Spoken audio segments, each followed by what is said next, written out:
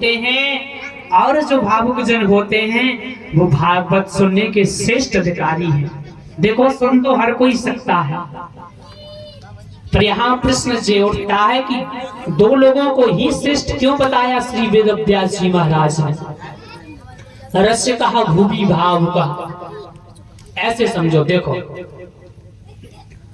किसी को अगर प्यास ना लगी और उससे कहो कि भैया पानी पी लो, तो वो तुमसे पहले पीने से पहले 12 सवाल करेगा। ताजा है, कुएं का है, मिनरल है, अभी है, कल का तो नहीं है, बासा है, कई प्रकार के तमाम प्रश्न करेगा। और अगर वही व्यक्ति राजस्थान के रेगिस्तान में फंस जाए और गला सूख रहा हो, कंठ अवरुद्ध, बिल्कुल प्राण निकलने वाले हो, कोई चिल्ला दे कि बाबूजी पानी पिए ले हो, फिर वो जो नहीं पूछेगा कि पानी काय का है, कैसा है, वो तो पहले सोचेगा कि पानी गले में जाए और कंठ को आराम मिले। श्री राधे।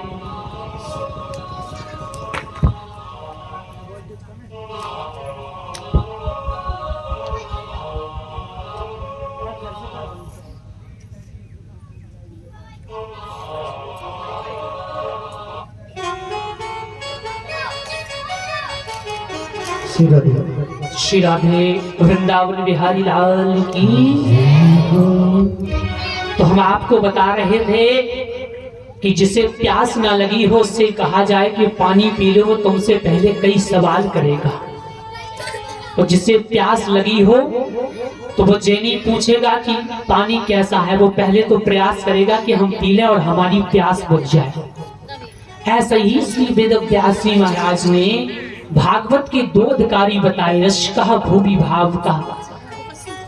जो रसिक जन होते हैं और भावुक जन होते हैं, उन्हें कथा भगवान की अति प्रिय लगती है। जो पापी होते हैं उन्हें भगवान की कथा अच्छी नहीं लगती। हमने उस दिन बताया था, कथा होत के बीच में पाप उठे अकुलाए, वो कछु ऊंगे कछु लड़ पड़े, वो कछु उठ के भाग जाए। भगवान की कथा वही सुन सकता है जो पापी ना हो। अब तुम लोग कहोगे महाराज जितने नहीं सब सब बल का हमें पापी। अब जो भैया राम जाने, हमें तो जो सुने साधु संत कहते हैं वो बता रहे हैं तुम्हें। तुम लोग बड़े प्यारे हो गए, हम नहीं आ पाते, उससे पहले आ जाते हैं। इतनी कृपा है आपकी हम पे।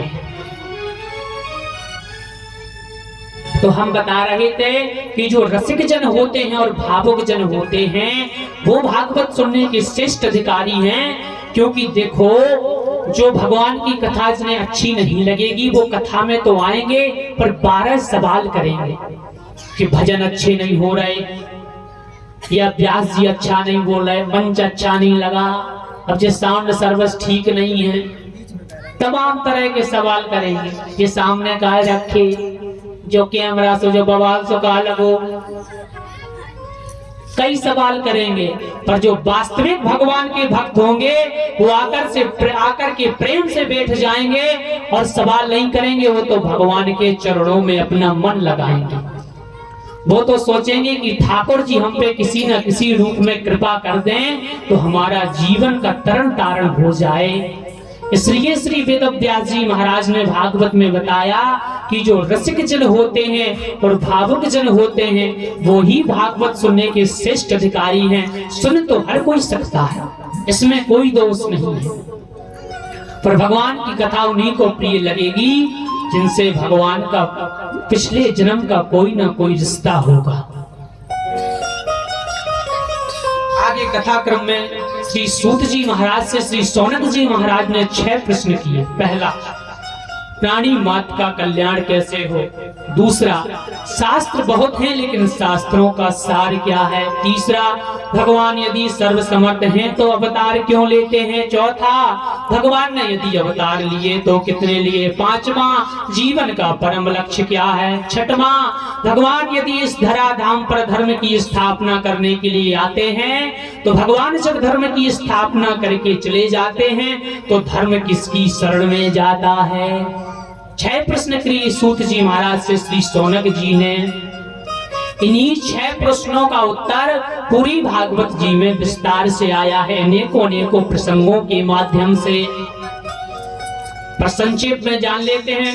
बोले प्राणी मात्र का कल्याण कैसे हो? देखो, प्राणी मात्र का कल्याण यानी प्राणी मात्र हम और आप, ये प्राणी मात्र कोई और प्रोडक्ट न समझ लो तुम और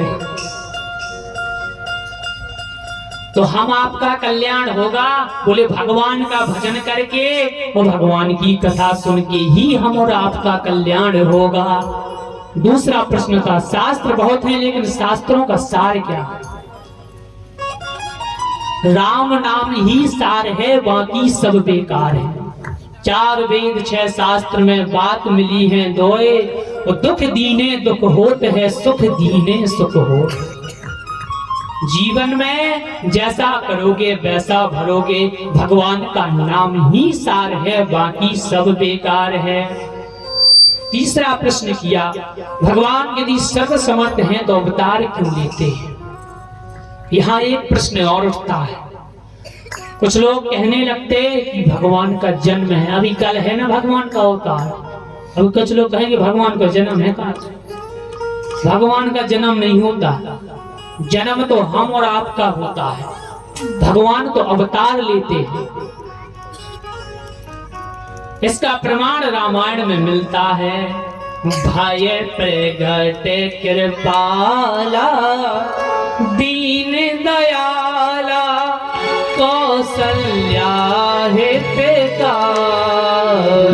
भाई प्रगट कृपाला दीन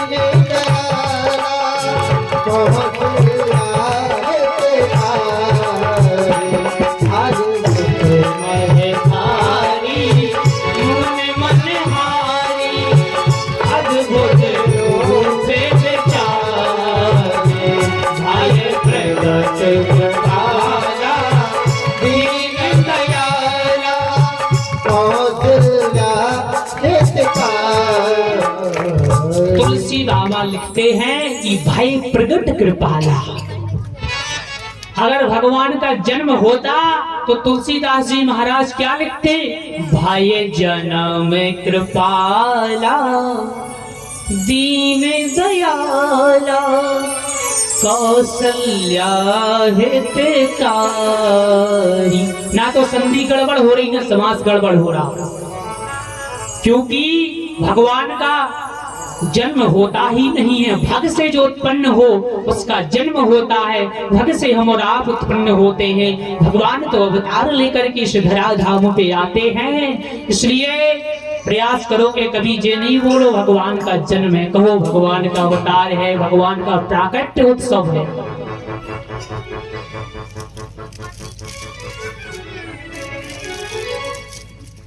भगवान का जन्म नहीं होता, अवतार होता है। तीसरा प्रश्न था, भगवान ने कितने अवतार लिए? भगवान के 24 अवतार हैं। 24वां अवतार कलयुग में कल्कि अवतार होगा, जब भगवान कल्कि अवतार लेकर के प्रकट होंगे। कलयुग की आयु है 4,32,000 वर्ष, जिसमें अभी लगभग 5100 वर्ष व्यतीत हुए हैं। जब पाप इस धराधाम पे अधिक बढ़ेगा तो हमारे नारायण भगवान, हमारे कृष्ण कन्हैया कल्कि अवतार लेकर के इस धराधाम पे आएंगे और धर्म की स्थापना करेंगे। 5वां प्रश्न था कि जीवन का परम लक्ष्य क्या है? जीवन का परम लक्ष्य है भगवान की प्राप्ति। हम आपका जन्म काहे को हुआ है पता है? हम आपका जन्म हुआ है जब भगवान हमें संसार में भेजते हैं। और जब हम अपनी मैया के गर्भ में होते हैं तो गर्भ में हम सब भगवान को वचन दे करके आते हैं कि प्रभु हमें इस नरक से बाहर निकाल दो, हम संसार में जाकर के आपका भजन करेंगे। प्रभु में परत बाटावर जानी जिम जीव ही माया लपटानी। जैसे ही जीव इस धराधाम पे आता है, माया का प्रपंच जो होता है वो उसे घेर लेती है माया, और उसे भगवान भूल जाते हैं। और जीवन का परम लक्ष्य है कि भगवान की प्राप्ति कर लेना।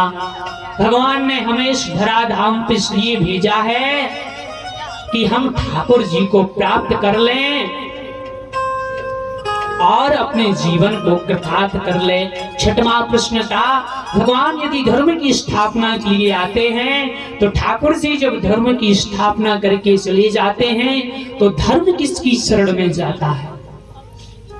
बोले धर्म संतों, ब्राह्मणों और वैष्णवों भक्तों की शरण में जाता है। इसलिए भक्तों का, संतों का परम धर्म है कि धर्म की रक्षा करना। धर्मो रक्षति रक्षता, जो धर्म की रक्षा करता है उसकी हमारे ठाकुर जी, और धर्म स्वयं उसकी रक्षा करता है। बोलो राधे राधे राधे राधे। इसलिए हम सबका परम धर्म है कि हम अपने जीवन में धार्मिक प्रवृत्ति के बने। देखो, जो धार्मिक प्रवृत्ति का होगा उसे शास्त्रों का, भगवान का डर रहेगा कि हम पाप करेंगे तो हमें दंड मिलेगा। कुछ लोग कहने लगते, महाराज अगले जन्म का किसने देखा कि मरेंगे तो भगवान के पास जाएंगे या कहाँ जाएंगे? अभी कर ले, अभी पाप ही पाप कर ले। कुछ ऐसे विचित्र मिलते हैं, हो जाए यमराज की डंडा पड़ते हैं ना उधर तो सब समझ में आ जाता है। उधर तो भगवान की इतनी बड़ी एलसीडी लगी ना, एक एक पल को, एक एक कण को पूरी वीडियो कैसे दिखा देते, तूने क्या क्या किया संसार में जाके। और तुझे हमने भेजा था भजन करने के लिए, तो पूरा भाजन करके आ गया। इसलिए सत्कर्म जीवन में आवश्यक है।